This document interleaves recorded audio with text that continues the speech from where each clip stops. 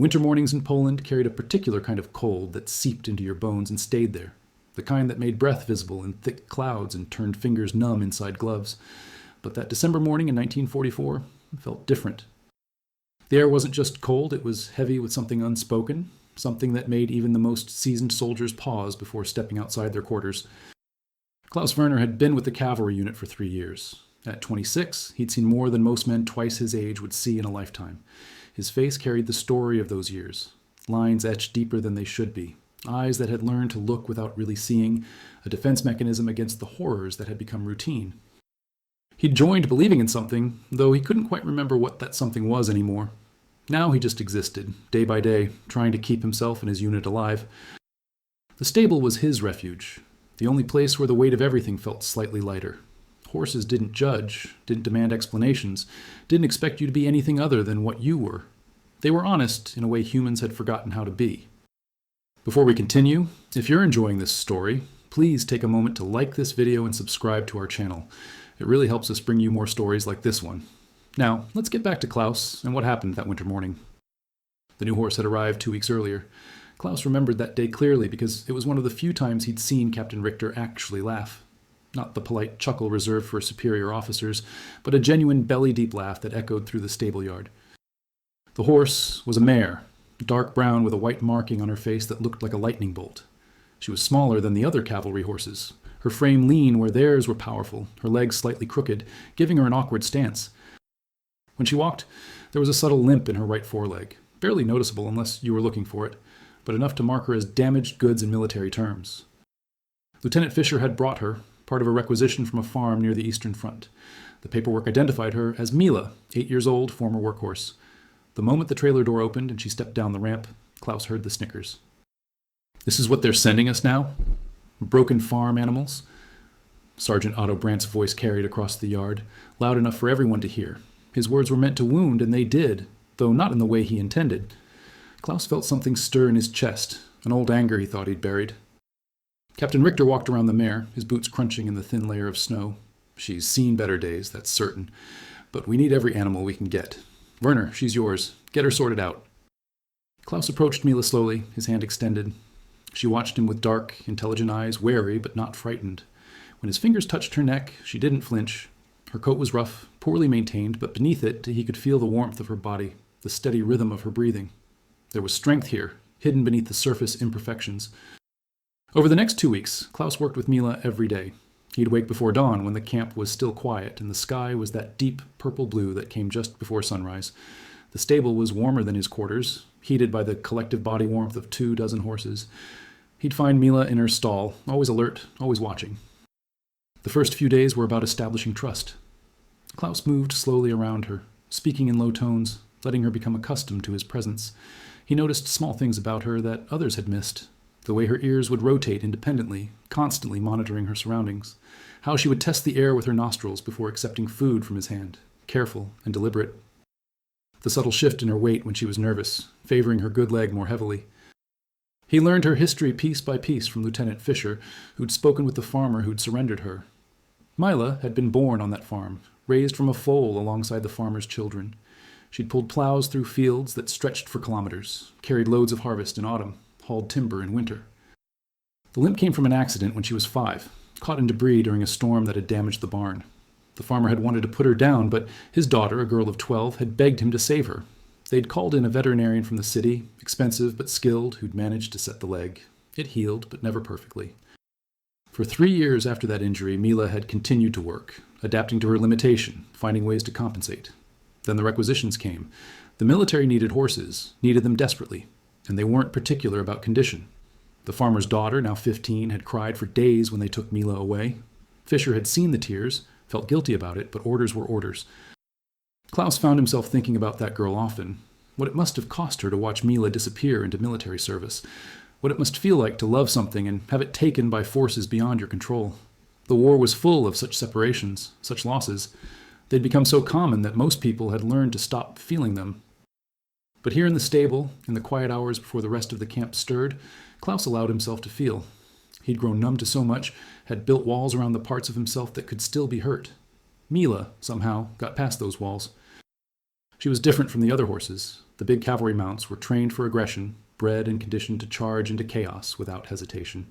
They were weapons as much as transportation. But Mila had a different quality. She was calm, almost serene, with a patience that seemed unnatural given her circumstances. Klaus discovered she responded better to gentleness than commands. A soft word worked better than a firm voice.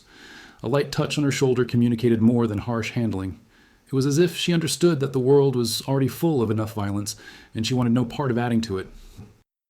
He began training her in the basic cavalry maneuvers, the formations and responses that were standard for military horses.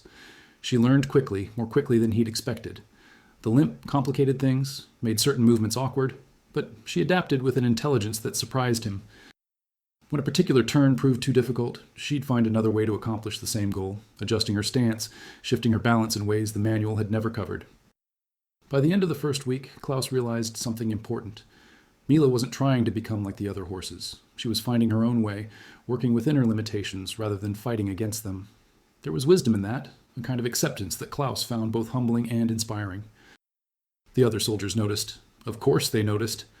In a military camp, where conformity was survival and difference was suspicion, Mila stood out like a beacon. Sergeant Brandt made it his personal mission to point out her every flaw. Look at Werner's little princess. Can't even trot properly. What's she going to do when the shooting starts? Probably collapse from fear. Klaus ignored him, mostly. He'd learned long ago that men like Brandt needed someone to look down on, needed to feel superior to something.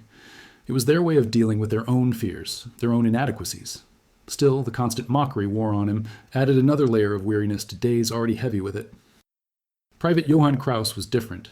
At 19, he was the youngest in their unit, still carrying some of the idealism that most of them had lost. He'd been assigned to work with Klaus in the stables, a punishment duty because he'd questioned an order during training. He didn't see it as punishment, though. He seemed genuinely happy to be away from the drilling and the constant preparation for battles that might or might not come. "She's beautiful," Johann said one morning, watching Mila eat from his hand. "The way she moves, it's like she's dancing, even with the limp." Klaus smiled despite himself. "You're a romantic, Kraus. That'll get you killed out here." "Maybe. But at least I'll die having seen something beautiful. That's more than most people get." The comment stayed with Klaus long after Johann had left for his other duties. It was true in a way he hadn't fully considered. They were surrounded by ugliness, by destruction, by the systematic dismantling of everything decent. Finding beauty in that, holding on to it, maybe that was its own kind of rebellion. The weather worsened as December deepened. Snow fell heavily, blanketing the camp in white that quickly turned gray from smoke and activity. The temperatures dropped further, making every task twice as difficult. Supply lines were stretched thin, and there were rumors of partisan activity in the surrounding forests, attacks on convoys, bridges destroyed, roads made impassable. Then came the order that changed everything. Captain Richter called them together on a morning so cold that words froze in the air. The sky was white, indistinguishable from the ground except for the dark line of trees in the distance. 30 men assembled in rough formation, their breath creating a collective fog. "We've received intelligence about wounded soldiers," Richter began, his voice steady but strained. "A patrol was ambushed 15 kilometers northeast of here, near the old mill by the river. Initial reports suggest 30 men, possibly more. Some casualties, many wounded.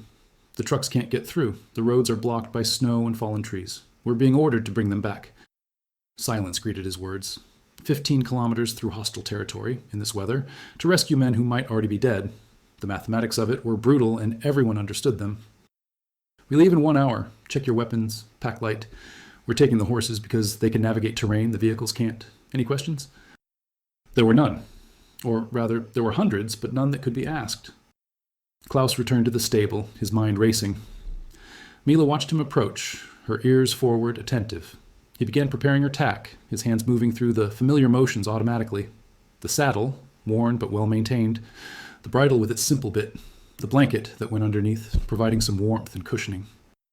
"You don't have to take her," Johann said, appearing beside him. "Use one of the other horses, the big ones." Klaus paused, considering. It would be the smart choice, the safe choice. Mila was untested in combat, unknown in crisis, but something made him shake his head. "She's my responsibility, and I think she's stronger than people give her credit for." The column moved out as planned, 30 cavalry soldiers on a mission that felt more like a desperate gamble than a proper military operation. Klaus rode near the middle, Mila beneath him, her stride steady despite the deep snow. The cold was intense, the kind that made your face hurt and your eyes water. They rode in silence, each man alone with his thoughts. The landscape around them was beautiful in a terrible way. Everything was white and pure, unmarked except for their passage. The trees stood like dark sentinels, their branches heavy with snow. In the distance, smoke rose from various points, evidence of the war that was consuming everything. Klaus felt Mila's muscles working beneath him, the steady rhythm of her gait. She was handling the deep snow better than he'd anticipated, her smaller frame actually proving advantageous. Where the larger horses sometimes broke through the frozen crust and floundered, Mila seemed to have an instinct for finding the most stable path. Several times, Klaus noticed other riders subtly adjusting their course to follow in Mila's tracks. The forest they traveled through was old-growth pine and spruce that had stood for centuries. Under different circumstances, it would have been peaceful, even meditative. But Klaus couldn't shake the feeling of being watched.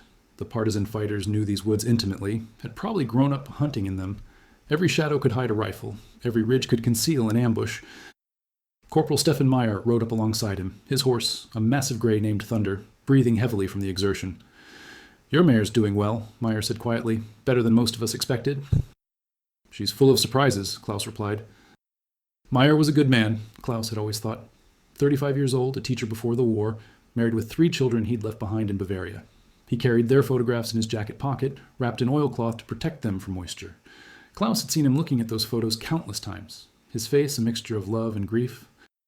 "Do you think they're still alive?" Meyer asked suddenly. "The men we're going to get?" Klaus considered lying, offering false hope, but Meyer deserved better. "Some of them, probably, maybe most, but we won't know until we get there." Meyer nodded, accepting the honesty. His hand went to his jacket pocket, touching the photographs through the fabric. "I keep thinking about my children, what I'm going to tell them about all this, if I make it home. How do you explain what we've seen, what we've done?" The question hung in the cold air between them. Klaus had no answer. How did you explain war to children? How did you help them understand choices made in circumstances they'd hopefully never face? After 3 hours of riding, they heard the first sounds of trouble. Gunfire, distant but distinct. Short bursts followed by silence, then more bursts. Captain Richter raised his hand, signaling a halt. The men dismounted, tying their horses to trees. Klaus stroked Mila's neck, feeling the warmth of her body against his cold hands.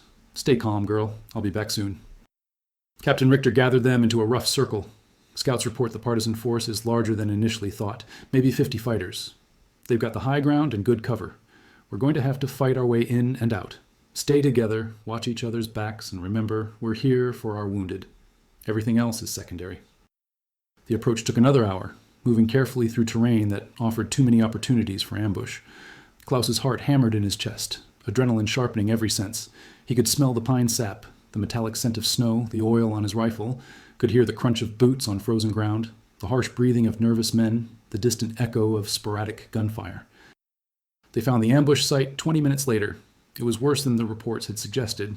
The patrol had been caught in a valley, trapped between hills with no good escape route. Bodies lay in the snow, some German, some partisan. The wounded had taken shelter in a partially destroyed farmhouse, its roof collapsed on one side, walls pockmarked with bullet holes. Klaus dismounted, leaving Mila with Johann. The scene inside the farmhouse was chaos. Wounded men lay everywhere, their blood stark against the white snow that had blown in through the broken walls. Some were unconscious, others moaning in pain.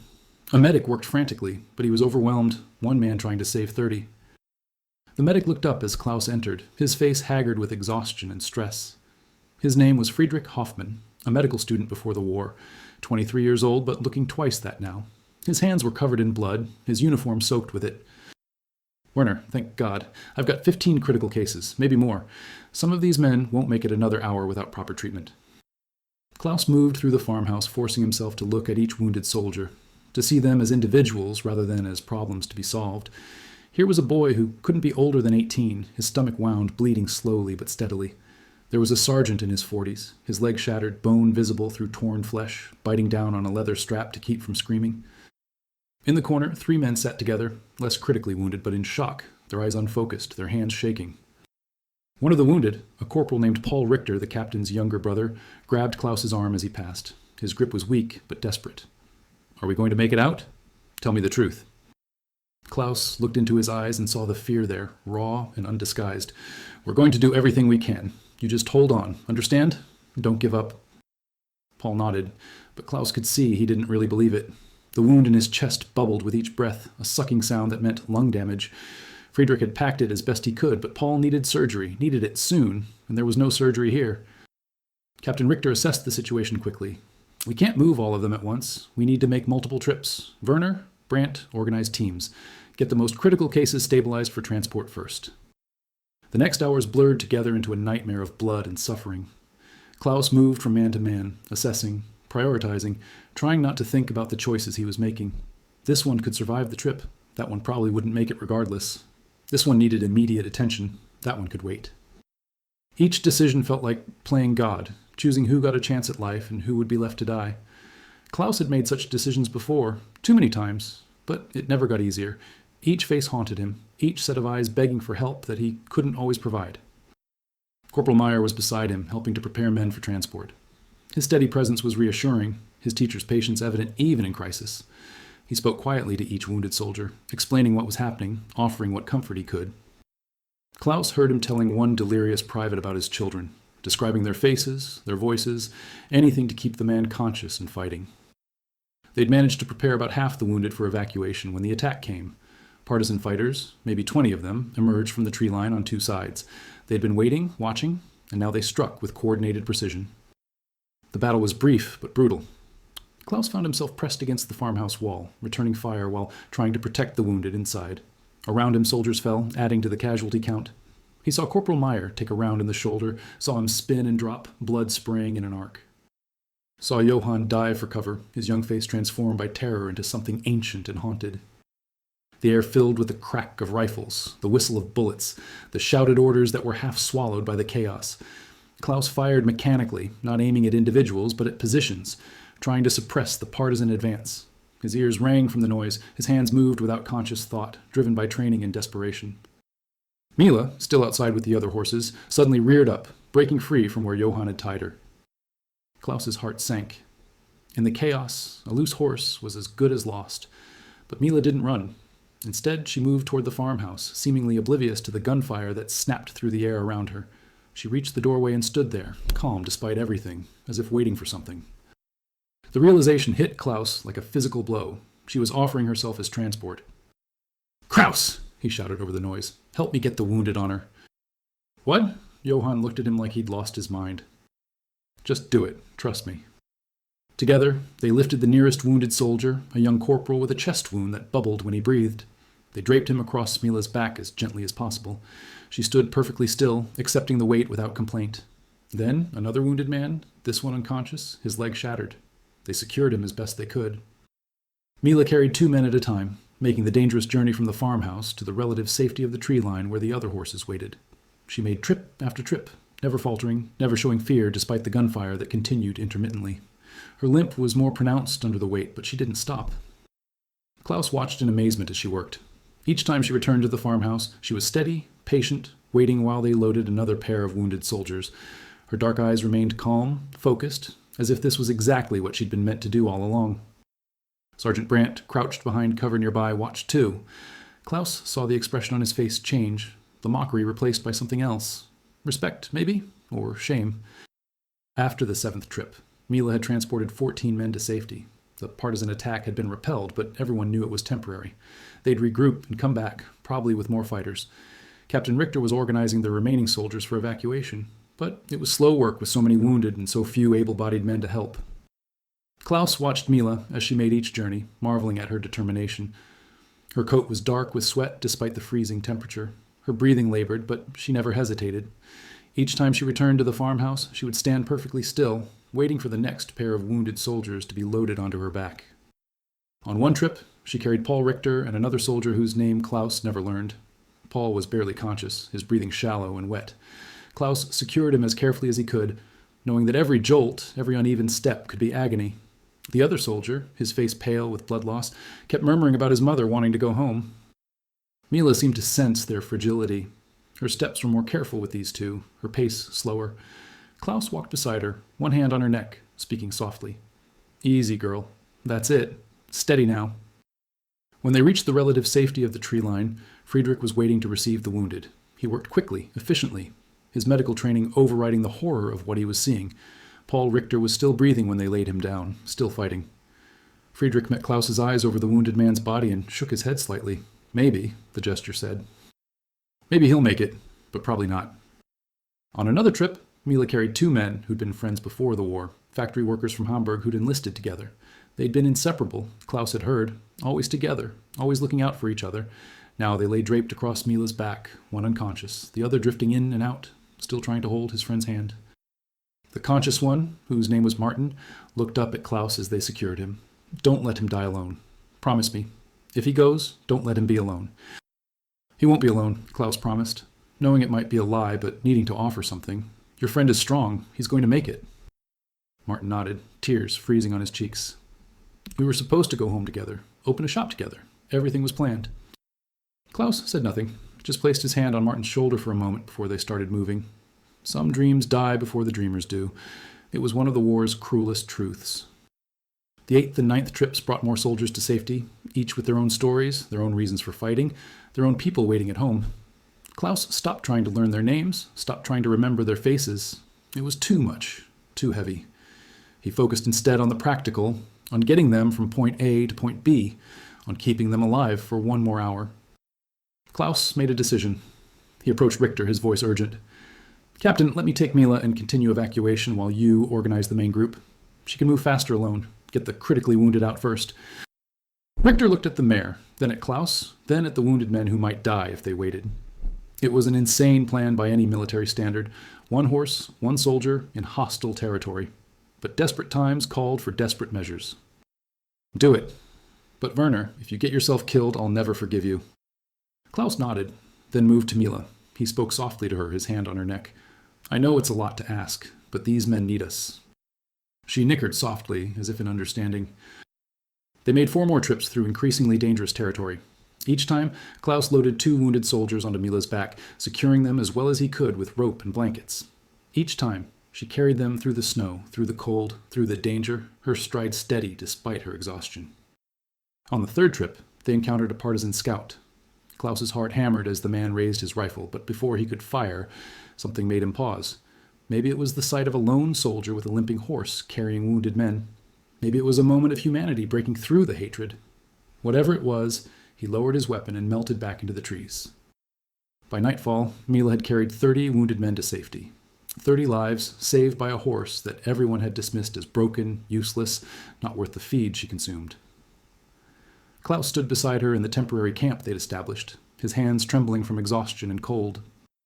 She was breathing hard, her coat dark with sweat despite the freezing temperature, but her eyes were still calm, still focused. The temporary camp was a chaos of activity. Friedrich and 2 other medics worked frantically to stabilize the wounded, their supplies running dangerously low. Soldiers who weren't wounded helped where they could, fetching water, tearing bandages from spare clothing, holding down men who thrashed in delirium. The smell of blood and antiseptic hung heavy in the cold air. Klaus moved through the camp, checking on the men Mila had carried. Paul Richter was still alive, barely, his breathing shallow but steady. Friedrich had managed to seal the chest wound better, giving him a fighting chance. The 2 friends from Hamburg lay side by side, both unconscious but stable. Martin would wake to find his friend still breathing, still with him. That promise, at least, Klaus had been able to keep. Sergeant Brandt found Klaus by the fire, his arm in a sling from a wound Klaus hadn't even noticed him receiving.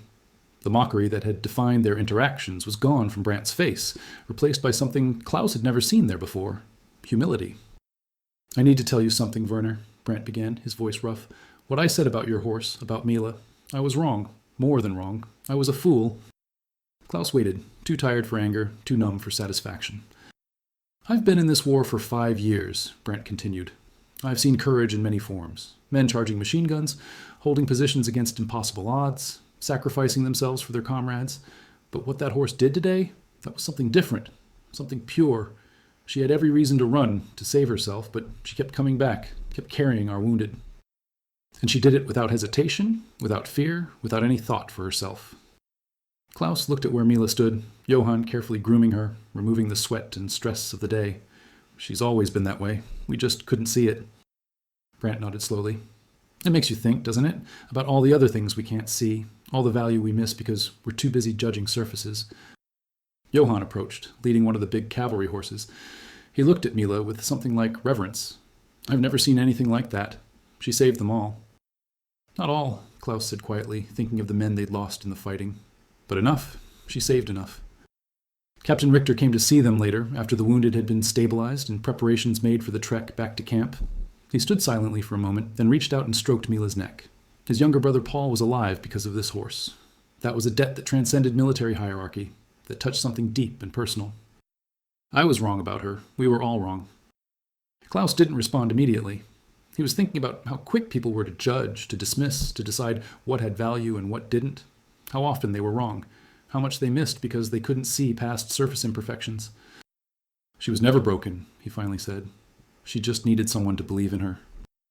Richter was quiet for a long moment. Then he said something that stayed with Klaus for the rest of his life. Maybe that's true for all of us. Maybe we're all just waiting for someone to see past our imperfections and recognize what we're really capable of. The words hung in the cold night air, profound in their simplicity. Klaus thought about all the men in their unit, each carrying their own wounds, their own limitations, their own fears, each trying to prove their worth in a world that seemed determined to find them wanting. Mila had shown them something important. That worth wasn't about perfection, wasn't about meeting some arbitrary standard. It was about rising to the moment when it mattered most. The journey back to camp took 2 days. They moved slowly, carefully, protecting the wounded as best they could.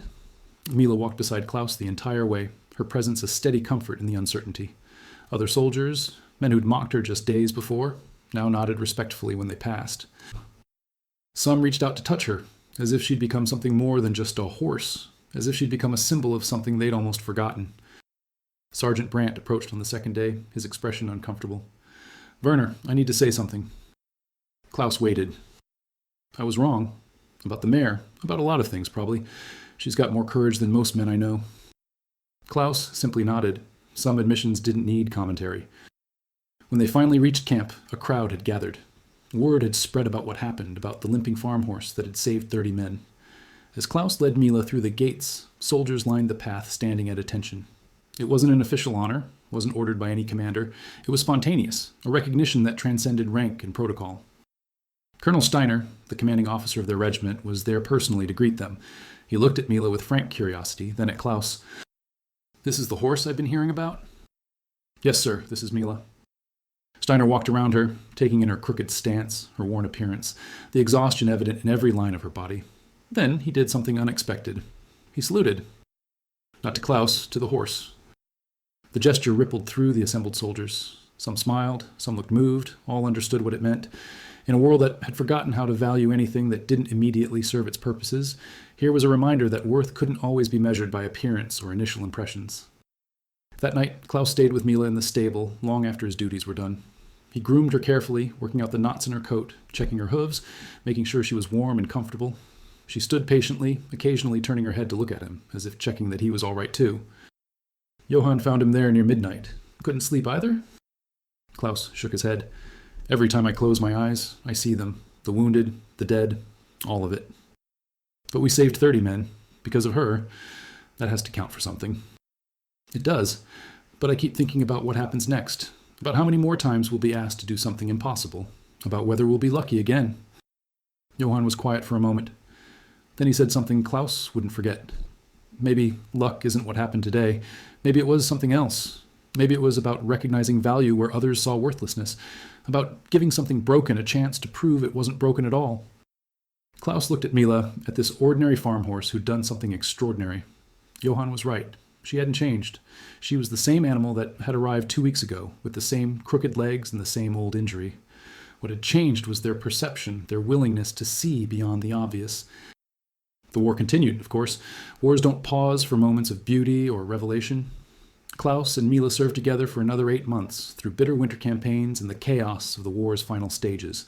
She never faltered, never failed him, carrying supplies, evacuating wounded, navigating terrain that defeated vehicles, and sometimes even other horses. Other soldiers requested to work with her, wanting to be associated with the legend she'd become, but Klaus remained her primary handler, the bond between them forged in that desperate rescue mission unbreakable. They understood each other in ways that went beyond training or command. She trusted him completely, and he had learned to trust her judgment in ways that had saved his life more than once. When the war ended in spring of 1945, Klaus made sure Mila wasn't absorbed into the chaos that followed. Many military horses were simply abandoned, left to fend for themselves, or claimed by whoever found them first. But Klaus tracked down the farm she'd come from, found the family who'd raised her, and personally returned her to them. The farmer, an old man named Henrik, wept when he saw her. I thought she was dead. They took her, and I never expected to see her again. She saved 30 lives, Klaus told him. She's the bravest creature I've ever known.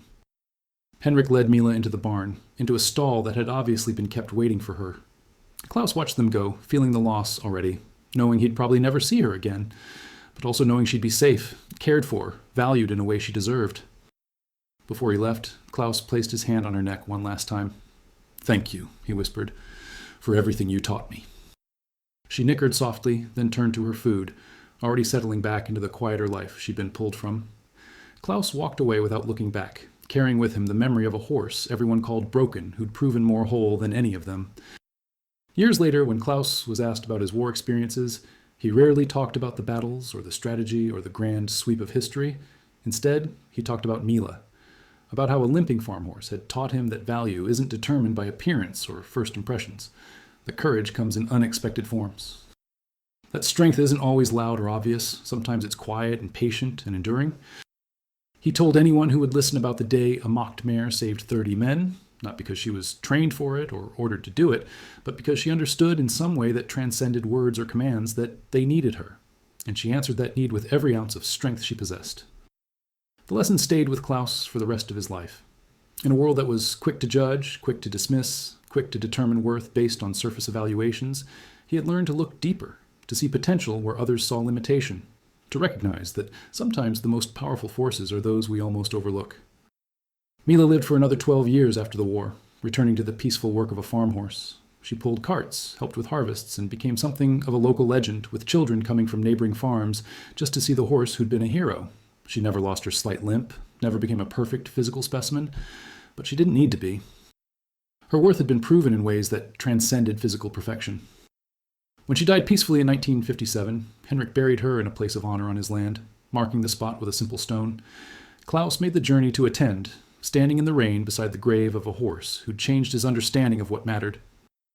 The story of Mila spread through military circles and beyond, becoming one of those tales that gets told and retold, taking on new details with each telling. But the core remained constant, a broken horse that wasn't broken at all, a dismissed animal that proved indispensable, a quiet hero in a loud war. For Klaus, the memory became a touchstone, something he returned to whenever the world seemed determined to judge based on surface impressions. He thought of Mila's calm eyes, her steady presence, her refusal to be limited by what others believed about her. And he tried to live with the same quiet courage, the same patient strength, the same understanding that worth is inherent, not assigned. The German cavalry eventually faded into history, replaced by mechanized units in modern warfare. The horses that had served were mostly forgotten, lost in the larger narrative of human conflict. But those who knew Mila's story kept it alive, passing it down through generations as a reminder of something important.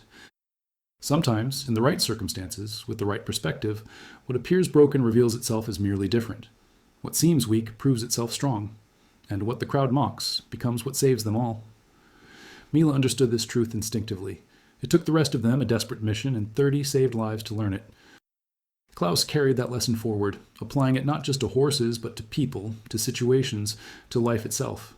He learned to pause before judging, to look deeper before dismissing, to recognize that value often hides beneath unpromising surfaces. It made him a better man, more compassionate, more perceptive, more willing to see the humanity in others even when it wasn't immediately obvious. The war changed everyone who lived through it, leaving scars both visible and hidden. But for Klaus, among all the darkness and destruction, there was this one bright memory, a limping farm horse standing calm amid chaos, carrying wounded men to safety, proving that courage doesn't require perfection and heroism doesn't need to look impressive to be real.